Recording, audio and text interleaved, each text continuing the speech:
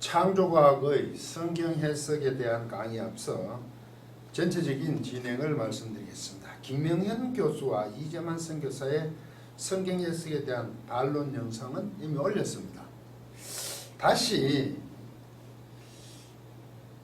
이 성경 여러 구절을 인용하고 어떤 결론을 내린 형태로 반론 영상을 제기했는데, 이제는 이해를 돕기 위해 인용된 성경 구절들을 하나씩 나누어서 짧게 강의하기로 하였습니다. 결론은 같을 수는 있습니다. 앞으로 계속되는 강의에서 성경을 인용하여 창조과학이 주장하고 싶은 대로, 즉 목적론적 해석하는 것을 보실 것입니다. 놀라운 것은 성경이 기준이 아니라 제가 보기에는 과학 지식이 기준인 것으로 보입니다. 그렇다고 그 과학 지식이 주류 과학은 아닙니다. 왜냐하면 성경을 담은 자신들이 필요한 어떤 단어나 한 부분을 인용하기 때문입니다. 그러니 하나님께서 하시고자 하는 말씀의 내용과 전혀 무관하거나 엉뚱하거나, 요시의 말로 생뚱맞게 자신들 마음대로 재단하는 핵이 망측한 모습을 볼 것입니다. 치료해야 합니다. 창조과학 반론, 성경 해석에 대한 첫 번째, 여호와의 율법이 영혼의 표준자라고 시편 19편 7절입니다. 아니다 이거죠. 표준자가. 여호와의 율법은 완전하여 영혼을 소생시키며 여호와의 정건 확실하여 우둔한 자를 지혜롭게 하며. 구절입니다. 이 구절은 김명현 교수가 과학, 기적, 영혼 강의에서 인용한 것입니다. 어떻게 해석했냐 하면, 영혼은 율법과 관계가 있다. 차원이 같아야 하며 표준 질서가 있어야 한다. 자의 경우 동일해 일정해야 한다. 눈금은 국제 표준자에 맞아야 한다. 영혼을 인식할 표준 질서가 있어야 한다. 여호와의 율법은 완전하여 국제 표준이다. 성경을 절대 질서로 받아들여야 한다고 주장합니다. 반론을 제기하겠습니다. 이 구절은 하나님의 율법에 대한 정의입니다. 제가 먼저 써놨습니다. 원문을 써놨습니다. 토라트 여호와 아도나이겠죠? 테미만 메시바트 나페시 에두트 여호와 내 만나, 아만 동사를 썼죠. 이건 마흐, 소리 안 나게 마흐 키마트 페티 이렇게 돼 있어요. 이게 무슨 얘기냐 하면, 이게 토라트, 이게 연계형입니다. 히브리에서는 격변을 하지 않기 때문에 두 단어를 분의 이스라엘의 자손들 이렇게 씁니다.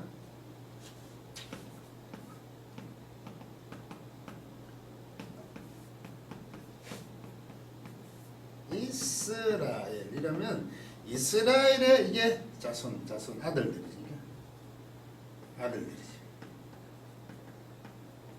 이건 이스라엘.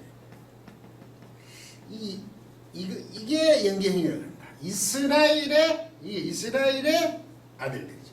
우리말하고 좀 다르죠. 사실 이게 이스라엘의 아들들, 이쪽에 연계형을 하고 아들들을 중요할 것 같은데 이스라엘의 아들들 이렇게 표현합니다.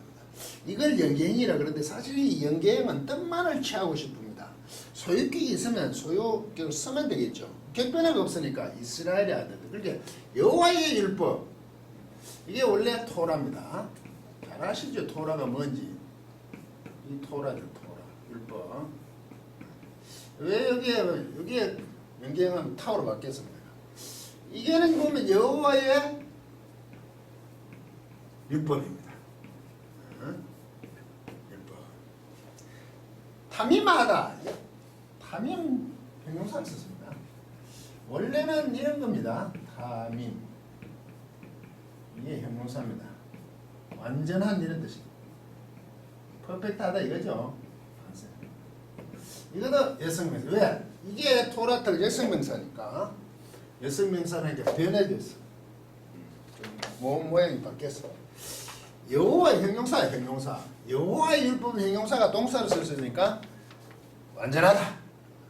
모자람이 없다. 퍼펙트다 되는 뜻이죠. 안 그렇지 않으면 이게 주어가 되려면 그 완전한 여호와의 율법 이렇게 해도 되겠지만 이거는 이제 문장으로 써야 되니까 여호와의 율법은 완전하다. 이게 시니까 이렇습니다. 굉장히 줄을 씁니다. 이게 미시바트 또 이거 타고서 여성명사로 치게 됩니다. 이게 수부 동사입니다. 수부. 수부가 뭐냐? 돌아오다 이런 뜻입니다. 근데 히필 분사거든 이게. 분사 붙지만 이 여기 사라지 히필 분사. 그러면 돌아오게 시키는 것이나 뭐 곧 돌아오게 한다. 돌아오게 시킨다 이런 뜻입니다. 나페시 원래는 이게 네페시죠. 이 네페시가 이게 원래는 네페시입니다. 헬라어를 하면 푸시케는 이제 푸시케 그런 푸시케 이겁니다. 이걸 지금 영혼으로 자꾸 번역하는데요. 이게 영혼이 이게 뭐 마태복음은 목숨이 소유하자. 그때는 목숨으로 번역했습니다. 제대로 했습니다. 목숨과 영혼은 많이 다르죠. 지금 이게 저는 이제 목숨으로 목숨 영혼을 번역했죠.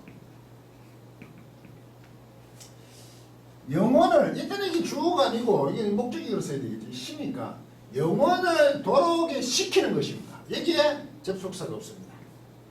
그럼 이게 같다는 얘기 거예요. 여호와의 율법은 완전한 것인데 그것은 곧 목숨을 돌아오게 시키는 것이라. 우리말 번역 여호와의 율법은 완전하여 영혼을 소생시키면 이제 우리말식으로 번역하는 거예요. 완전하니까 영혼을 소생시키는데 그 말은 곧 여호와의 율법의 완전성은 곧 목숨을 돌아오게 시키는 겁니다. 우리는 소생시키며 그러니까 조금 이제 다시 소생은 다시 일으키는 것 같은데 돌아오게 하는 거죠. 원래는 그랬지 않았다는 거죠. 사람 처음 만들었을 때 목숨은 그랬지 않았는데 이제 타라고 그러면 하나님의 말씀 북종 불복종 죄로 말면 떠났다는 개념이 강하죠. 돌아오게 시키는 것입니다. 이게 왜 원래 네페시가 왜 제가 목숨을 가냐 하면 숨 쉬는 것과 관계 있습니다. 지금 네페시. 그리고 우리가 통상 얘기할 때 사르커스나 푸뉴마나 사르커스는 육체 인간을 표현할 때 푸뉴마 통상 영거죠. 푸뉴마와 이 사르커스거든요. 이건 사르크스 이게 크시니까 사르커스. 이건 푸뉴마예요. 이 말 쓰죠. 푸뉴마 영 사람을 영과 육체 이분법이죠. 저는 이분법을 지지합니다. 그런데 영과 육체도 푸시키는 개념이 있죠. 영혼 그랬을 때. 제가 자꾸 영어를 하는데 이게는 사람을 영과 육체의 구분 이분법 3분법도 뭐 이단은 아니고 저는 이분법을 지지합니다. 근데 저 푸시키가 들어갔을 때 영어를 해야 돼. 방법이 없으니까. 그런데 저 푸시키는 어떤 개념이면 사람을 영과 육체로 구분할 수 있죠. 푸시키라 그러면 이 목숨 숨 쉬는 것과 관계의 개념에서 사람을 얘기하는 거죠. 그게 네페시입니다. 네페시아야 창세기 2장에 사람을 만들고 빚어놓고 나서 하나님께서 네페시아야 우리는 생명으로 번역했죠. 살아있는 목숨이라는 것입니다. 네페시아야가 그러면 생명이 살아있는 영이라 그런지 모르겠어요. 살아있는 목숨이다 이거지요. 생명이라고 번역. 숨과 함께 있습니다. 네페시는 숨. 그래서 저는 이거 목숨이라고 합니다. 내 목숨이 소중하지 않느냐 마태복음 나오죠. 그때 목숨을 제대로 번역했죠. 그런 의미에 숨 쉬는 존재라서 사람을 할 때 네페시 이거는 끝나니까 나페시를 길게 했습니다. 그런 존재죠. 이게 사이에 넣을 수 없다고 저는 뭐 관점이 다르죠 지금. 네. 그러면 여호와의 율법은 안전하죠. 곧 돌아오게 시키는데 여호와의 율법 돌아오게 시키는데 목숨을 돌아오게 시킨다. 사실 영혼과 좀 관계가 없죠 우리가 생각하는. 그런데 제목이 여호와의 율법 영혼의 표준자라고 영혼에 있습니다. 그 다음에 보겠습니다. 에도트 증거입니다. 확실하다는 거죠. 증거 이 증거 에도트 증거입니다. 여호와의 증거죠. 똑같습니다. 여호와의 율법 여호와의 증거 이건 암한 동사인데요. 이게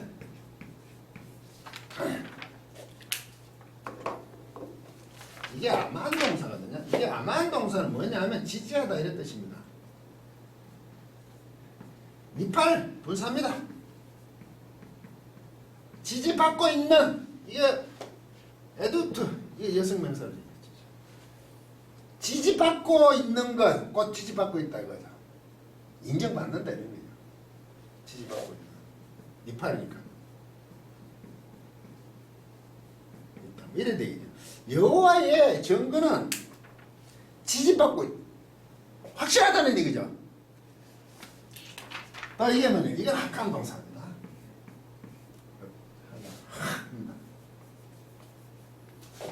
이것도 똑같죠? 학함. 이것도 히필 분사입니다. 똑같잖아요. 그러니까. 줄여드렸죠. 막필이니까 히필 분사. 히필 분사니까 이거는 지혜롭게 하다 그죠? 지혜롭게 시키는 거지. 히필이니까 사역. 여기도 히필이 사역. 돌아오게 시키고 지혜롭게 시키는 거죠. 패티가 뭐냐? 패티.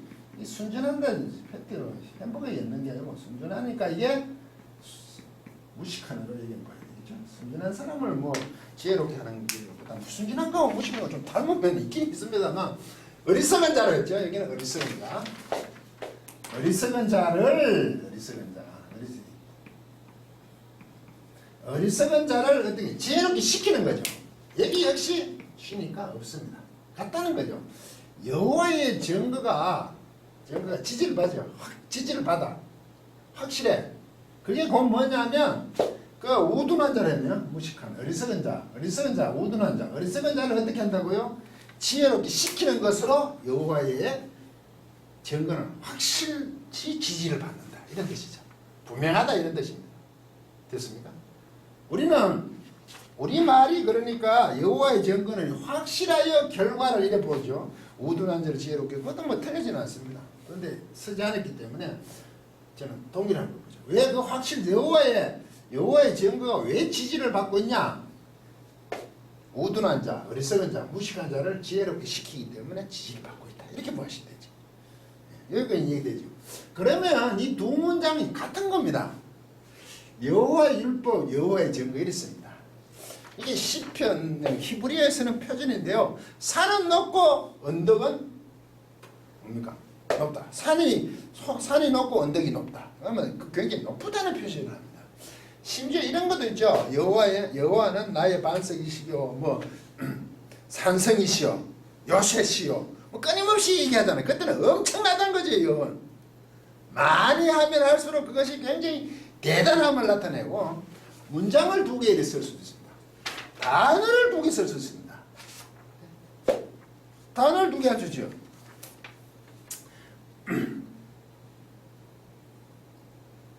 문장을 두 개 써. 그러면 이 문장 두 개가 똑같다는 얘기입니다. 이 다른 게 아니에요. 여호와의 율법이 완전한 거고 곧 목숨을 돌아오게 시키는 거라면 그만 곧 여호와의 그 증거 율법이 개하는 것에 대해서 그 증거 확실성에 대해서 완전한 지지를 받고 목숨을 돌아오게 시킨다는 이것은 곧 누구냐면 어리석은 자, 순진한 자, 우둔한 자를 지혜롭게 하는 겁니다. 그러면 얘가 같은 거죠. 얘가 목숨이나 어리석은 자, 우둔한 자 문장은 같은 문장입니다. 그리고 이 나페시를 봤는데 이것은 영혼이라기보다 제가 목숨이라고 그랬죠. 퍼시키. 본문에 영혼으로 번역할 수밖에 없지만 조금 아쉽습니다. 제가 설명을 이제 본문을 드렸습니다. 그러면 이게 뭡니까? 여호와 율법 완전성과 그 목숨을 돌아오게 시키는 거잖아요. 그 목숨을 돌아오게 시키는 거로서 완전성이죠. 율법의 완성정. 그리고 여호와의 그 증거가 완전 지지를 받고 있죠. 확실하다는 거죠. 왜? 어리석은 우둔한 자들을 어떻게 한다고요? 지혜롭고 하는 것으로서 뭡니까? 이게 완전성이는 지혜롭게 하는 것으로서 완전성입니까? 지지를 받고 있는 거예요. 확실성. 그러면 이게 율법에 대한 뭡니까? 율법의 정의죠. 어떻다고요? 율법이 완전하죠. 밑에는요. 확실하죠. 확실성 아닙니까? 왜? 지지를 받고 있잖아요. 이런 뜻입니다. 사람들을 떠났던 사람들을 돌아오게 하는 것이고 결국 지혜롭게 한다는 거죠. 돌아와 지혜롭게 하는 건 뭡니까? 하나님을 떠났던 사람들을 하나님께 돌아오게 하고 그 다음에 그 사람들이 지혜롭게 한다는 것은 우리가 지식이 많다는 게 하나님을 아는 것이 지혜거든요. 하나님을 알게 한다 이런 뜻입니다. 이 설명 목숨을 돌아오게 하는 것으로 여호와의 율법의 완전함. 그 다음에 지지를 받는다. 이때 아멘 동사 우리 아멘 동사가 있죠. 이거 우리 기도 끝나면 아멘 아멘 하죠. 헬라어 표현으로 아멘 히브리어 씁니다. 확실하다 이거죠. 그래서 번역할 때 진실로 이렇게 번역합니다. 확실하니까 진실한 거예요.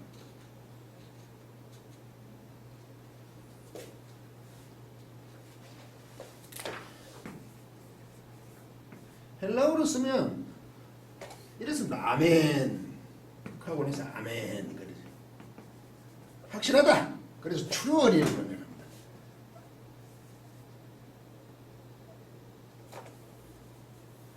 영어에 보면 일어나죠. true 일어나죠. 진실하다. 확실하다는 거죠. 지지를 받는다는 뜻이죠. 여호와의 증거는 확실하여 어리석은 자를 지혜롭게 한다는 것은 사람들 목숨과 같은 거죠. 목숨들을 지혜롭게 시키는 것으로서 확실하게 지지를 받는다. 확실성. 같은 문장에 있어요. 결과적으로 여호와의 율법, 그 율법에 대한 그 증거는 확실하고 놀랍도록 대단하다. 위대하다는 표시죠. 여호와의 율법, 하나님의 말씀, 그것은 확실하고 놀랍도록 위대하다는 뜻입니다. 그런데 이 구절을 두고 무슨 율법과 영혼의 관계에 있어서 율법과 사실 영혼도 아니죠. 있어서 여호와의 율법은 영혼을 인식하는 표준 질서로 국제 표준이며 성경을 절대 질서로 받아들여야 한다고 하질 않나.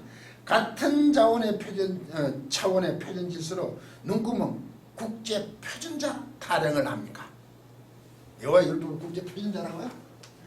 들으니까 어떻게 그렇죠? 좋시다. 이렇게 가면 어떤 결과가 나는지 아십니까? 여호와의 율법에 대한 속성인데 이게 표준자라 그래버리면 좀 이따 설명하겠습니다. 왜 이런 해석을 할까요? 창조과학 강의가 과학, 기적, 영혼이잖아요. 그래서 영혼이 있는 겁니다. 하나 찾았어요.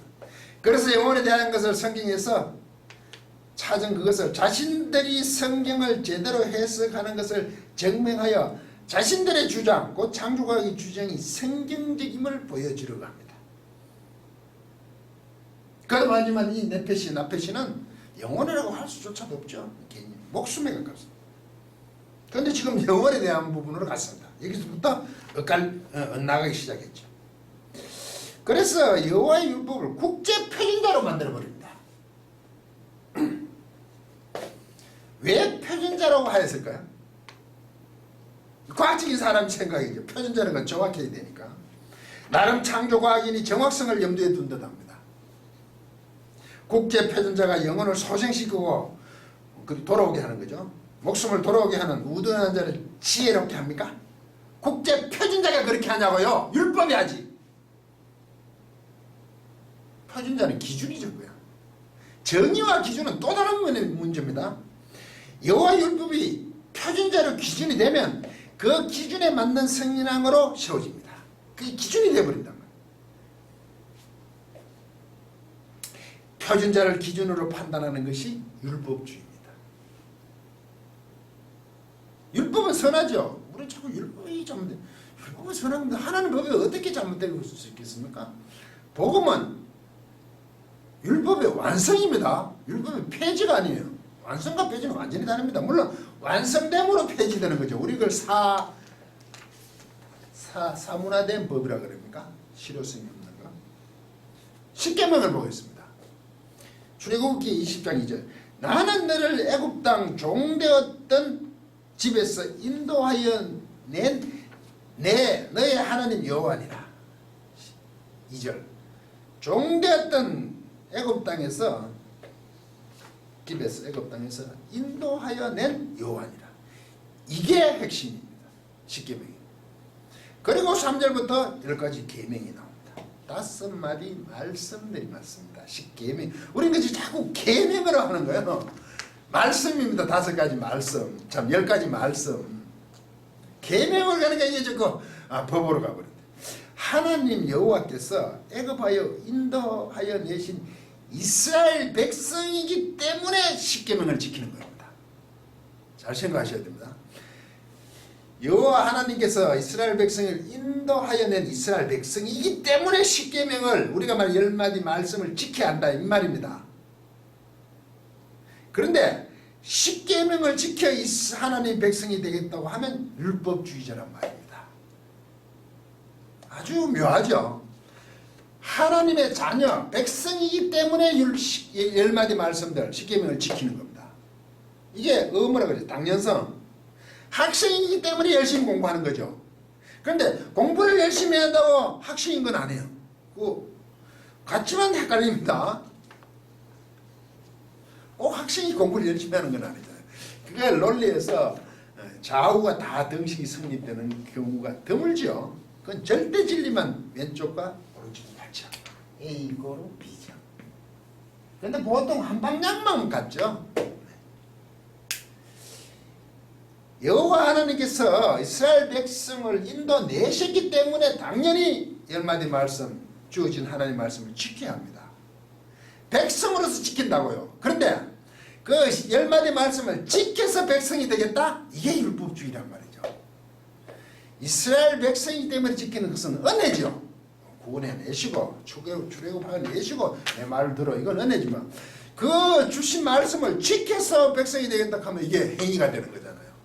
사도 바울이 그렇게 로마서에서 그렇게 오래 얘기하는 게 바로 이겁니다. 은혜라 그러니까 아무것도 안 해도 된다고 자꾸 생각하는데 은혜 받은 자는 당연히 그게 합당한 말씀 10마디 말씀 지킴을 지켜야 되는 거죠. 아니면 그 백성이 아닌 겁니다.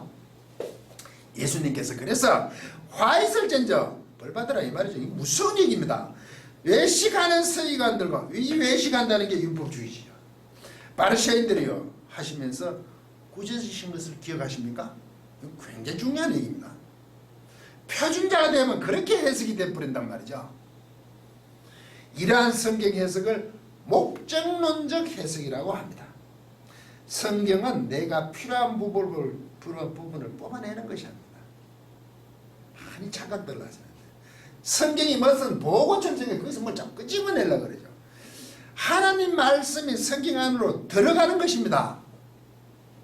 그게 들어가는 거죠. 이게 성경 해석에서 첫 번째 빛입니다. 그 말씀으로 들어가는 겁니다. 그러면 나오는 게 있죠. 그런데 우리는 들어가지는 않고 뽑아내기는 합니다. 그게 어떤 보고에 있다고 생각하고 자꾸 성경 말씀 뽑아내려고 그래요. 이것은 감동이 없죠. 뭔가 자꾸 찾아내려고 그래요. 굉장히 조심하셔야 됩니다. 그게 바로 목적론적 해석입니다. 이게 목적론적 설교도 맞죠. 대부분 설교는 목적론적입니다. 왜? 감동을 시켜야 되니까. 성도들은. 그런데 이 목적론적 설교가 뭐냐면 제목 설교입니다. 이게 굉장히 강점이 있죠. 듣기 편하고 이런 목적을 두고 그렇게 합시다 하면 되는데 그 설교가 여러분들이 설교에 실망하는 게 뭔지 아십니까? 본문과 무관하게 가기 때문입니다. 성경 말씀이 풍성하게 아는 어떤 목사님께서는 목적론적 설교를 해야 됩니다. 성경을 그야말로 사람이 완전히 알겠냐만 그래도 성경 전체적을 제대로 다 아시는 분이 필요에 따라 설교를 하는 것은 굉장히 유익합니다. 우린 그것을 요점 정리한다 그러죠. 이민족은 요점 정리에 엄청 강합니다. 책 뭐 한 권 주면 전부 요점 왠지 10페이지 다 해버리죠. 그런데 천축 사람들은 요점 정리를 하는 걸 질색으로 생각합니다. 볼륨 1 한 사람 써. 그 다음 볼륨 2, 볼륨 3, 볼륨 5까지 막 나오죠. 왜? 계속 갖다 붙여야 하는 거예요. 이게 완전히 다르죠. 그리고 스스로 어떻게 확장되는 것을 보는데 우리는 있으면 자꾸 줄여봅니다. 저도 요점 정리하기를 좋아합니다. 이렇게 된 신학이 조직신학입니다. 예? 하나의 제목. 서론, 실론, 기독론 예? 모아놓잖아요. 교회론, 종말론, 구원론. 우린 그게 되게 강해요. 그러면 그 모아놓은 게 기준이 되다 보면 그 모아놓기 전에 원래 뜻이 굉장히 상실되죠. 그래서 이상한 주장을 자꾸 하게 됩니다. 몇 번 모아진 걸 모으면 이 목적론적으로 가버리면 성경의 지식이 넓지 않은 사람이 목적론적으로 가보면 희한한 것이 나오기 시작합니다. 이렇게 목적론적으로 지금 자꾸 성경 말씀을 가져오고 설교를 하는 것은 하나님께서 무엇을 우리에게 말씀하시는 것인지 그 내용에 대해서는 안중이 없습니다. 자신들이 필요한 것을 뽑아내는 것입니다. 자신이 필요한 것을 자꾸 뽑아내는 겁니다. 이단들이 이렇게 합니다. 이렇게 성경을 자기 마음대로 해석할 수 있다니 저는 신기합니다. 히브리어 원전 연구 좀 하세요. 창조과학에는 그렇게 신학자가 없습니까? 하긴 원전을 제대로 연구하면 절대로 창조과학을 지지할 수 없습니다. 여기 시동을 걸 거 아닙니까? 성경을 해석하는 수준이 이러하니 그 기준을 하여 주장하는 것들은 오죽하겠습니까? 기준이 지금 문제가 있다고요. 이것이 창조과학의 한계입니다. 저는 이 기준을 계속 얘기하고 있는 거죠. 강의에 과학적인 것은 상식적으로 두고 강의에 대한 반론에서 그거는 어느 정도 공부한 사람이면 대충 과학 상식적인 것밖에 얘기 다 합니까? 과학자지만 그게 뭐 심오한 게 있습니까? 책매 근본이라면 아는 과학적인 상식이죠.